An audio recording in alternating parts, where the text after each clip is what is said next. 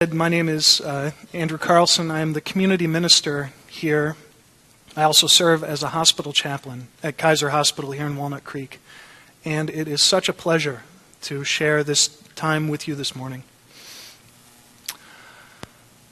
One thing that I have come to notice about myself as someone who was born and raised Unitarian Universalist is that although I have worked to remedy it, I don't have a kind of in-the-bones sense of the Christian liturgical calendar that I see in some of my colleagues.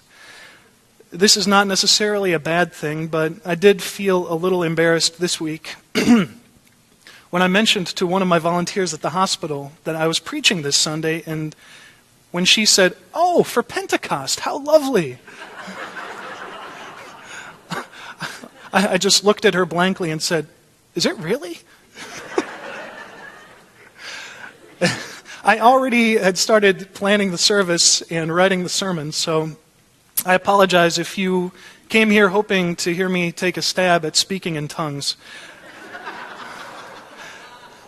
But as it happens, my topic for this morning is well served by the happy coincidence, speaking as it does to the free movement of the Spirit, the capacity of each person for inspiration, and our collective aspiration that Unitarian Universalism be a living tradition. Today, you see, marks the 172nd anniversary of the Reverend Theodore Parker's delivery of one of history's great sermons. And I think the 172nd anniversary is the Argon or Xenon anniversary. I can't remember exactly. And I say that it's one of history's great sermons, not only Unitarian history's great sermons, because in the broader scope and in the span of human enterprise, I think that we can sometimes, in our paying attention to our ancestral co-religionists and their stories, we can lose sight of the fact that these people and their stories are significant, not just inside the labels of Unitarianism, Universalism, and Unitarian Universalism. Our story is woven of the same fabric as the greater human story, and our pushings and pullings are part of that network of mutuality. And Parker's sermon sent ripples and waves crashing far beyond the boundaries of Unitarian Christianity.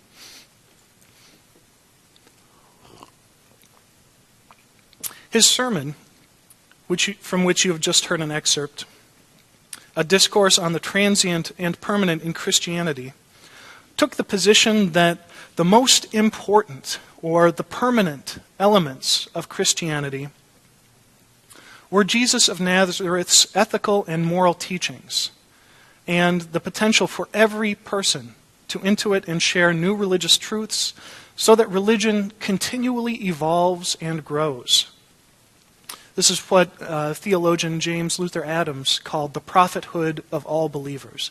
Each of us has that capacity. As for the transient elements of Christianity, Parker consigned to the dustbin of history just a few minor things. The stories of the miracles performed by Jesus in the New Testament. The notion of the Bible as a divinely authored document of historical, literal truth and authority. Every form taken by Christianity and every doctrine proscribed as Christian over the past 2 millennia, and the idea of Jesus as specially divine and authoritative. That's all. I hope this is good perspective on how audacious Parker's words were and why they caused such a sensation. To put it another way, he was saying that nearly every single thing that people thought of as divine and most holy was actually a fallible human artifact, that every element thought of as Christian was in fact a false idol, that virtually every single person who thought of themselves as a Christian was, at best, foolishly misguided on the single most crucial element of their identity. These are big shoes to fill.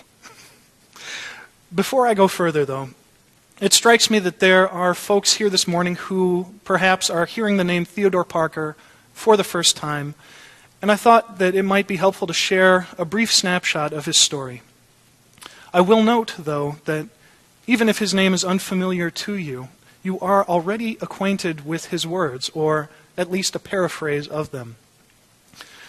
Parker was born in 1810 in Lexington, Massachusetts, the youngest of 10 children in a farming family. Ambitious and intellectually adept, he became a school teacher at 16 and passed the admission exams to Harvard at 19. He was unable to pay tuition, though, and so, as sort of a consolation prize, he read his way through the entire Harvard curriculum on his own and founded an academy in Watertown at the age of 22. He considered becoming a lawyer, but his faith and his sense of connection with God called him to ministry. He was accepted into the Harvard Divinity School in spite of his lack of formal education, his tuition paid by an anonymous patron. He was a brilliant student who claimed reading proficiency in 20 separate languages by graduation. This is how people passed the time, I guess, before the internet. Parker completed his seminary education in 1836, and in 1837, he married Lydia Cabot and settled in the pulpit of the small Unitarian Church of West Roxbury. By this time, most of his immediate family members had died. He had lost both parents and 7 out of his 9 siblings, mostly to tuberculosis. Interestingly, Parker seems to have integrated these losses by becoming more certain of the benevolence of God and the immortality of the soul. It's interesting to me that he easily could have gone in the direction of seeing these as sort of a divine punishment. Why is this happening to me? And I think it's important to note that Parker made a different choice. Because the pastoral demands of his ministry were fairly light, he began deep study of the new field of historical biblical criticism which originated in Germany and suggested that Christianity and the Bible be subjected to historical and cultural lenses. This study led Parker to involve himself in the miracles controversy. Again, this is what people did before the internet. They had pamphlet wars. They didn't just argue on Facebook. This took Unitarian Boston by storm after Ralph Waldo Emerson's 1838 Divinity School address. And this was the speech in which Emerson emphasized the importance of individual moral intuition over and above the need for Christian doctrine, and discounted the importance of believing that the miracles described in the Bible had literally occurred. 3 years after Emerson's address, Parker delivered his discourse at the ordination service of Charles Shackford in a small church in South Boston. The sermon was attended by a spectrum of local ministers, and 3 of the more orthodox Trinitarian ministers took umbrage at Parker's theological audacity and wrote a scathing review that demanded of all Unitarians, demanded to know if they considered Parker a Christian or not. The subsequent uproar, which lasted for years, resulted in Parker being ostracized from the Unitarian mainstream and denied pulpit exchange by his fellow ministers. It's important to remember that this controversy was at a time when Unitarianism was a branch of Christianity and not as we understand it today as a home for such a spectrum of beliefs and practices. Eventually, Parker resigned from his pulpit and embarked on a sort of second career as a kind of free agent transcendentalist preacher/lecturer at a congregation that formed around his ministry. He drew crowds in the thousands, sometimes speaking to 3,000 or more, and continued his active scholarship and life as a public intellectual. In spite of his frankly racist views about the capacity and potential for advancement of the African race, he favored integration of schools and became a leading abolitionist who harbored fugitive slaves and raised money for John Brown's raiding party. I have noticed that we tend to cherish the stories of Parker from this period, when he would keep a pistol at his side, either under his pillow as he slept or close at hand in the pulpit as he preached, to defend against bounty hunters. And as an aside, I thought about bringing one in as a prop, but David told me I would be arrested. So it's good to have the counsel of our fellows and our wiser mentors. By the late 1850s, Parker's health had failed, and despite attempts to address his symptoms through travel to the Caribbean and the Mediterranean, he succumbed to tuberculosis in Florence, Italy, in 1860 at the age of 49. As I mentioned, outside of UU seminarians, scholars, and students of transcendentalism, he has been largely forgotten. However, his name resurfaced 3 years ago when the Oval Office in the White House was refurbished. Woven into the border of the presidential rug were 5 of President Obama's favorite quotations, 2 of which were paraphrases of Reverend Parker's words. The first was from Lincoln's Gettysburg Address, Government of the People, by the People, and for the People, which is an almost word-for-word citation of Parker. The second is a favorite phrase of the Reverend Dr. Martin Luther King Jr.'s. The arc of the moral universe is long, but it bends towards justice. Dr. King was open about the original source of these adapted words, but as happens, the attribution languished. The inclusion of the quotes on the rug sparked a number of articles and news pieces on their original source, which was gratifying if, at the time, you happened to be deep in your studies of Unitarian and Universalist history in preparation for your ministerial fellowship committee interview. I offer this snapshot in the hopes that it provides some context and some frame of reference for what made Parker and the sermon he preached on this date so long ago so exceptional. I also realize that some of you undoubtedly found that brief historical jaunt fascinating, and undoubtedly others of you found your eyes perhaps glazing over a little bit and maybe some daydreams creeping in around the corners. Maybe your attention strayed to the wonderful view that we are graced with in this sanctuary. History and theology can seem awfully dry and abstract, and on a lovely May morning like this one, trying to put yourself in a situation as really utterly alien as Boston in the 1840s is to us today can feel like a push. So take a moment then to consider the courage that it required for Parker to out himself in this way. While he couldn't have anticipated the total of the furor that would result, nor the price that he would pay in being cut off from the collegial support of his fellow ministers, it is worth noting that when he was publishing pamphlets during the Miracles controversy, he did so under a false name, Levi Blodgett, for those of you keeping score at home. This tells me that Parker had a healthy fear of the personal price to be paid for taking such a stand, and that, indeed, his choice to have his life in the outside world be congruent with his private conclusions and convictions cost him not only professional support, but also personal friendships and relationships with some of his in-laws.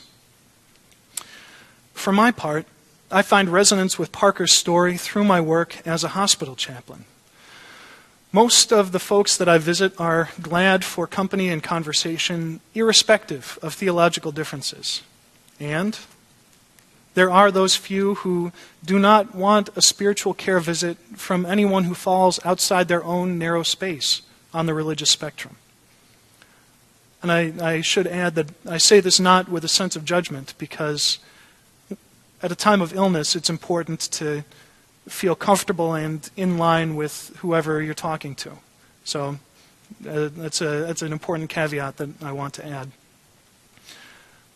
I say this to note that at times I have succumbed to the temptation to elide or obscure my own beliefs in response to my own fear that to be honest about being an imperfectly Jesus-following, agnostic, Unitarian, Universalist minister could end a conversation before it had a chance to begin.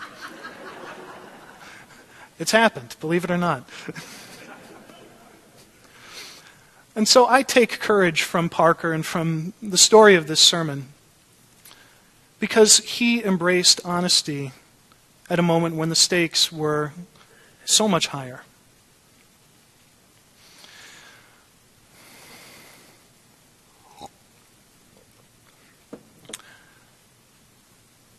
Of all the legacies of a discourse on the transient and permanent in Christianity, I think the greatest is that it encourages and empowers us, each one of us, to evaluate and re-evaluate our collective and individual paths. This faith we share is truly a living faith in that it gives us the tools when we hear the call to take them up. It gives us the tools to make our own assessments of what is transient and what is permanent, what should pass and what should remain. Thanks to Parker and others, we inherit a tradition of principles, not doctrines. In that spirit, I will close today with some words of hope for what I think we, as a body of religious people, can allow to pass away, and what I hope we will hold on to, what I hope will remain as essential to our practice and community. We are, and long have been, a religion that places a premium on head over heart, logic over intuition, science over mystery. May we have the courage and confidence to make room for multiple ways of knowing and to see that not knowing is also to be treasured. We are and long have been a religion that emphasizes individual powers of conscience and intellect. May we therefore have the courage and confidence to continue to live into our seventh principle, and to remember that the web of all existence of which we are a part means that we can and must accept the help of others. We are and long have been a religion that too often succumbs to the insularity, comfortable within our own walls and in the company of ideological kin. May we therefore have the courage and confidence to continue work that we are already doing, to continue the work of building bridges into our wider communities, to look for kinship in as many places and ways as possible. And let us remember and be joyful about the ways in which Unitarian Universalist principles guide us in the pursuit of justice and equity in human relationships. That it helps us to be humble and grateful in exploring our different beliefs and practices, that it calls us into accountability with the world we inhabit, and that perhaps most importantly, that our faith constantly reminds us that it is how we treat one another that is of the utmost importance. On this day where so many are honoring the free movement of the Spirit, the capacity for each of us to hear and accept the call of that which is most holy, may our hearts be inspired, and may we also listen for the sound of our greater purpose, whether we hear it as a rushing wind or as that deep, still, small voice in each of our hearts. May it be so.